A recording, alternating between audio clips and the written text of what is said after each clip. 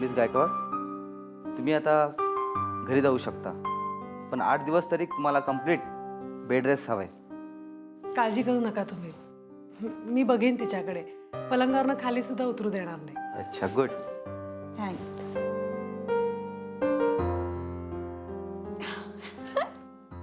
सुटले या पिंजऱ्यातनं. पण आराम करायला सांगितलं डॉक्टरांनी, हे विसरू नका. डॉक्टरांनी घरी जाऊन आराम करायला सांगितलंय. चल निघूया, मी तुला मदत करते आवरायला. काही नको, तू इथे आराम कर, मी आवरते सगळं. वीरेंच्या साखरपुड्याचा इलेक्शनशी काय संबंध?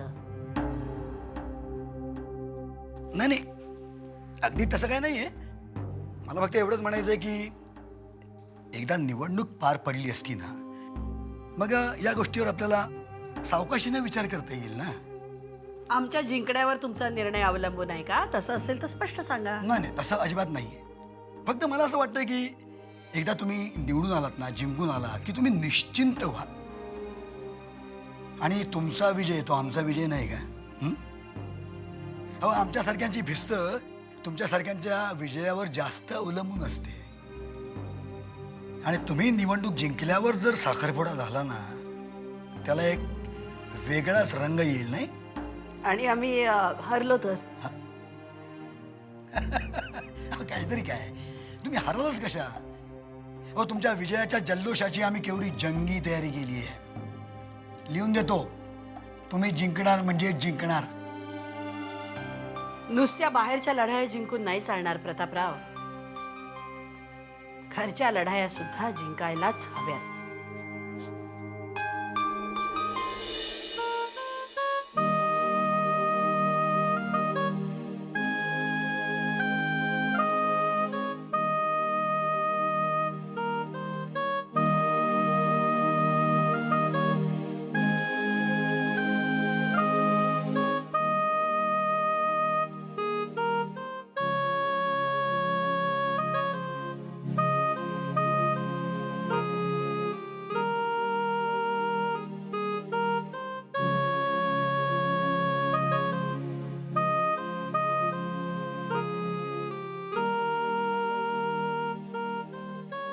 वीरेन, मला सांग, असा नुसता फोटो बघून तू स्वतःच्या मनाचं किती दिवस समाधान करून घेणार आहेस? बहुतेक आयुष्यभर. काय? हो. अरे, आईने माझ्याकडनं एक वचन घेतलंय. कसलं? मी अनुपमाशी लग्न करणार नाही म्हणून. आणि तू तिच्या हट्टापायी स्वतःच्या प्रेमाचं बलिदान करायला तयार झालास? हे बघ, माझ्यासमोर दुसरा पर्यायच नव्हता. शेवटी आई वडिलांच्या इच्छा, त्यांचं सुख हेच सगळ्यात जास्त महत्वाचं असतं. प्रेमात आणि युद्धात सगळ्या गोष्टी क्षम्य असतात. अनुपमाही मला क्षमा करेल. वीरेन, तुला असं नाही वाटत अनुपमाचा चांगुलपणा तू गृहीत धरतोयस म्हणून? नाही. हे बघ, आधीच गार्गीच्या वागण्यामुळे आई खूप दुखावली आहे. त्यात आता तिच्या मनाविरुद्ध वागून मला तिला अजून दुखवायचं नाही.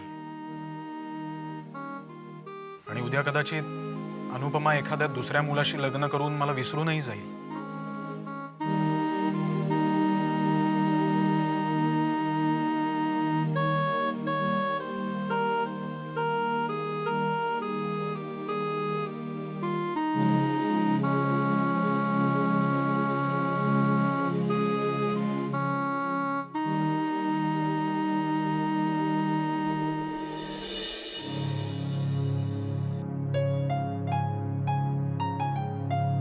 काय म्हणाला ग वीरेन? खरं तर आम्ही एकमेकांशी काहीच बोललो नाही, पण तरीही खूप काही बोललो. वहिनी, आम्हाला असा एकमेकांचा निरोप घेणं खूप जड गेलं ग. पण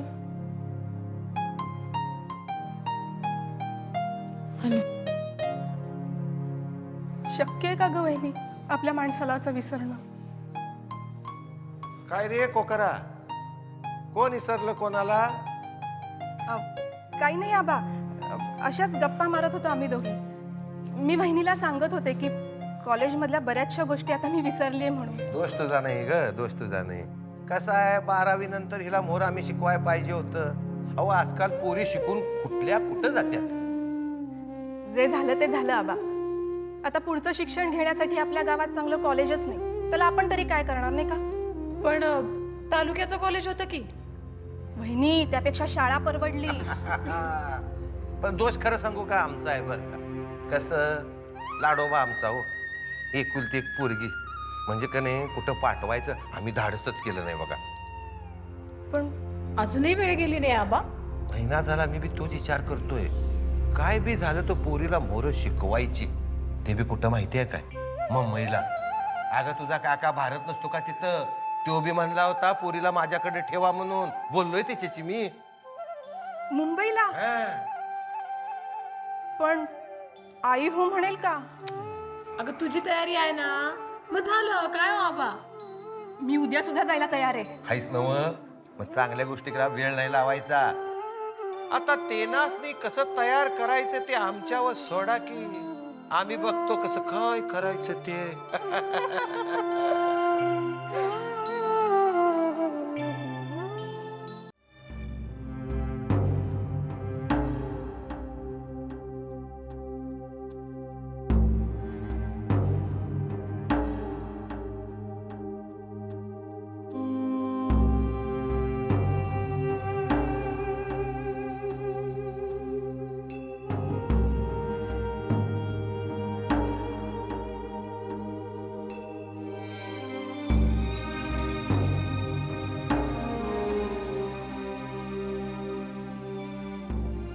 कोणाला जर का काही बोलायचं नसेल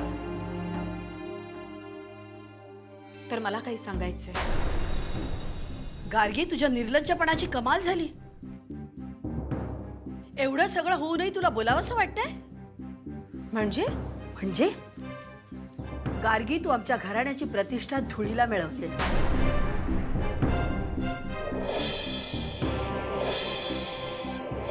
आजपर्यंत जे लोक आमच्याकडे मान वर करून पाहायची हिंमत करत नव्हते, तेच आमच्या विरुद्ध बोलायला लागलेत. सगळ्या वर्तमानपत्रातून तुझं हे प्रकरण अगदी चवीनं चघळलं जातंय.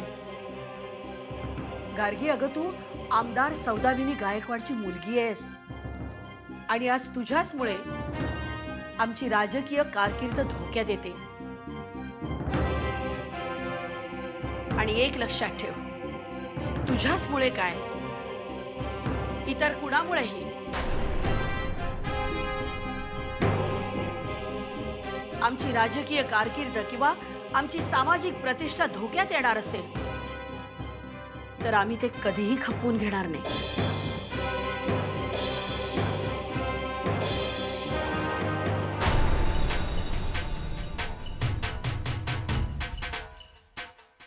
कारण की आम्हाला वाटतं तू ॲबॉर्शन करून घ्यावं.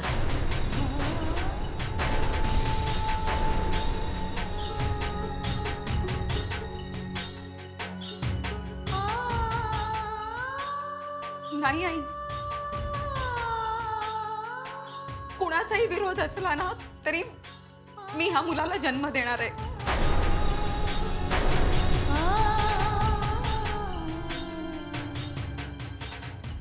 मी माझा निर्णय विचारपूर्वक घेतलाय. ठीक आहे, मग यापुढचे आयुष्यातले तुझे सगळे निर्णय तू विचारपूर्वक घेऊ शकतेस. म्हणजे मम्मांचं असं म्हणणं आहे की तू हे घर सोडावं. अहो काय बोलताय तुम्ही? अशा परिस्थितीत ती कुठे जाईल? कपे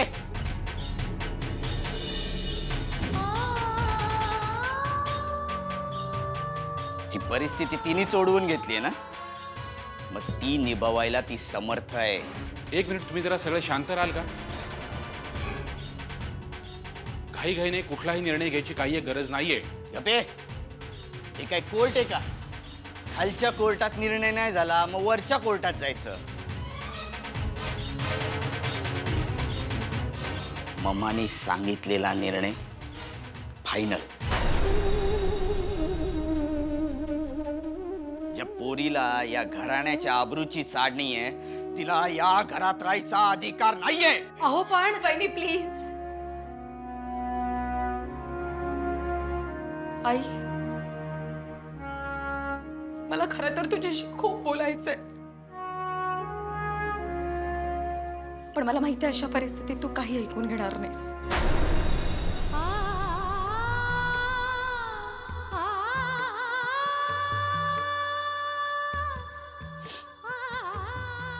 निघते मी.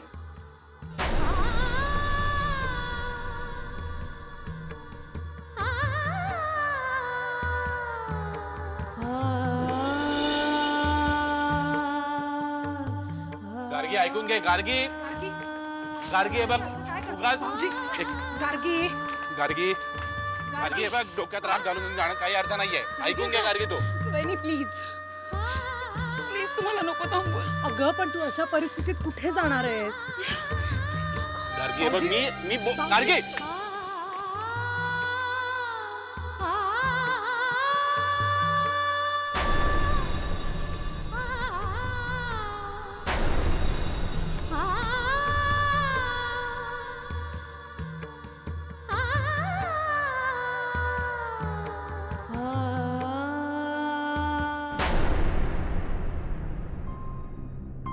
खरं बोललो तर झोंबला आत्याला. सगळ्यांसमोर मारलं ना तिनं मला. काय खोटं बोललो होतो की मी? हा काय खोटं बोललो होतो? त्या गार्गीनं शेण खाल्लंच ना. अजित तोंड सांभाळून बोल. अरे बहीण हाय तुझी ती. वय वय बहीण आहे. आता तिच्यामुळंच नाका पैची वेळ आली आपली. तर कुठल्या तोंडानं मतं मागायला जाणार आहेत कुणास ठाऊक. विरोधक तर बॉम्बाच मारतील बघ. तू न फकस्त तुझं तोंड बंद ठेव. वय वय आता आमचं तोंड बंद करा तुम्ही. आमच्या लग्नाच्या वेळी आत्यानं समाजसेवेचा बुरखा पांघरून ऑर्डरी सोडल्या त्याचं काय? अरे पण म्हणून तर सोन्यासारखी पोरगी घरात आली या. त्याचं काय? हा वय वय पण गुपचूप का होईना लग्न तर केलंय ना आम्ही हिच्याशी. आणि नांदवतो हिला. त्या गार्गीला तर लग्नच करायचं नाहीये. त्या लग्न करणार नाहीयेत ना हेच बरं आहे. नाहीतरी लग्न करून काय मिळणार आहे त्यांना? एकटेपणाच ना. ए 2 टाइम गिळायला मिळतं ना या घरात. हा आणि थोराताची सून म्हणून मिरवतेस ना गावभर. अजून काय पाहिजे का तुला? 2 टाइम थोरा त्यांच्या गोठ्यातल्या गाई म्हशी पण खातात. शानपान शिकू नको देऊन ठेवून येतच तुला. घरच्या लक्ष्मी बरोबर कसं वागायचं कसं बोलायचं याचं थोडं तरी भान ठेव. अगं भाषा बघ ना काय झाली हिची. याला जबाबदार कोण? याचा थोडा तरी विचार कर. पण काय चुकलं रे हिचं? गार्गीला दोष देण्याआधी स्वतःकडे बघा. नाही तेच सांगतोय. काही झालं तरी स्वीकार केला ना मी ह्याचा. तुम्ही स्वीकार केला नाही. अनुपमाने तुम्हाला भाग पडलं. होय त्यामुळेच थोराताची सून म्हणून तो या घरात आलीस. नाहीतर लायकी काय ग तुझी? अजित यापुढे एक शब्द जरी बोललास तर बघ.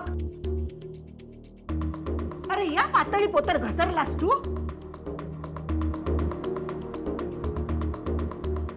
कधी कधी मला शंका येते तू नक्की माझाच मुलगा आहेस ना. आता ते मला काय ठाऊ तुलाच ठाऊ ना.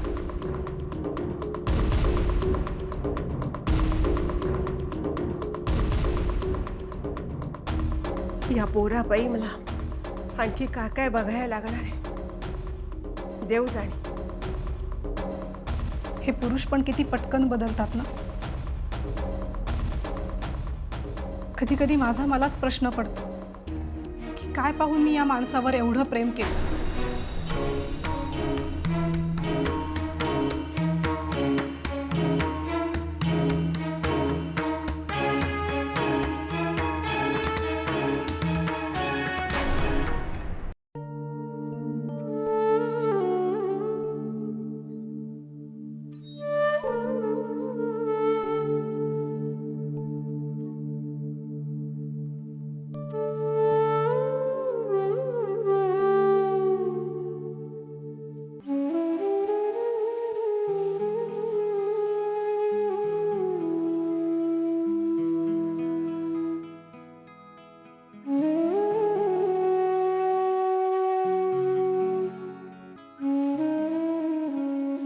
अनु एक प्रश्न विचारू? तू मुंबईला जाणार आता पुढच्या शिक्षणासाठी. मला खरंच खूप आनंद होतोय बघ. पण सारखा एकच विचार येतोय मनात.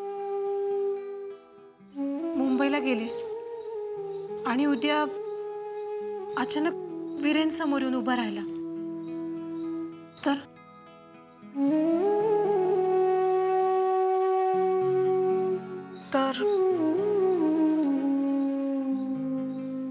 तर मी माझ्या मनाला आवर घालीन. आई आबांनी माझ्यावर जो विश्वास ठेवलाय त्याला तडा नाही जाऊ देणार मी.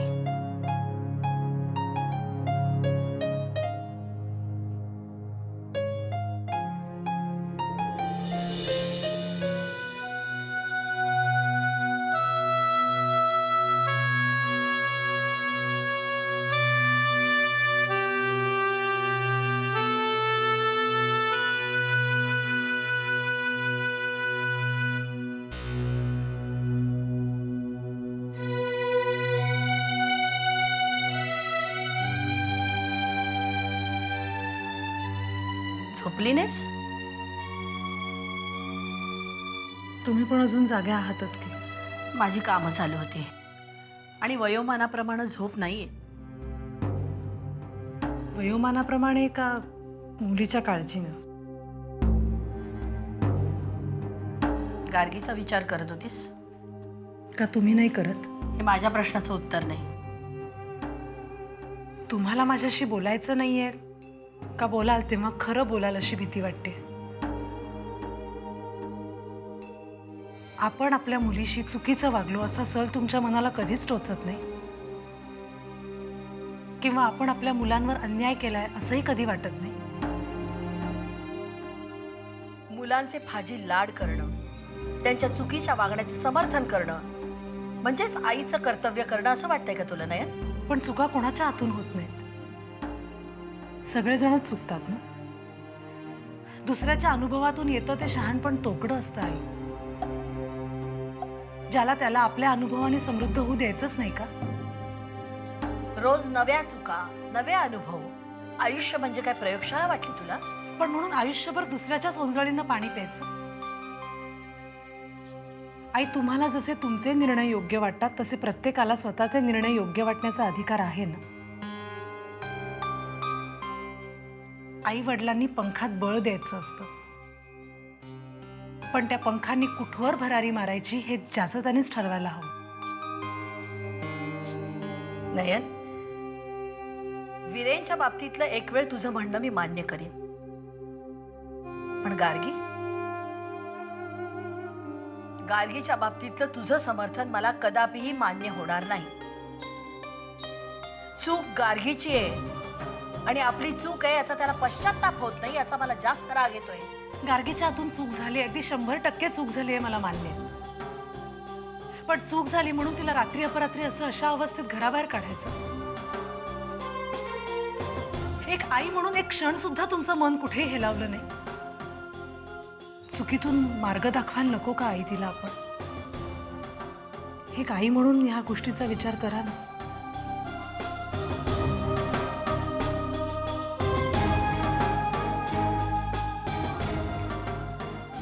यशाच्या प्रकाशामागे तुमचं आई पण हरवत चाललंय. कधीतरी बाहेरच्या कामाच्या व्यापातून वेळ काढून या घरांच्या प्रश्नांकडे लक्ष द्या आई.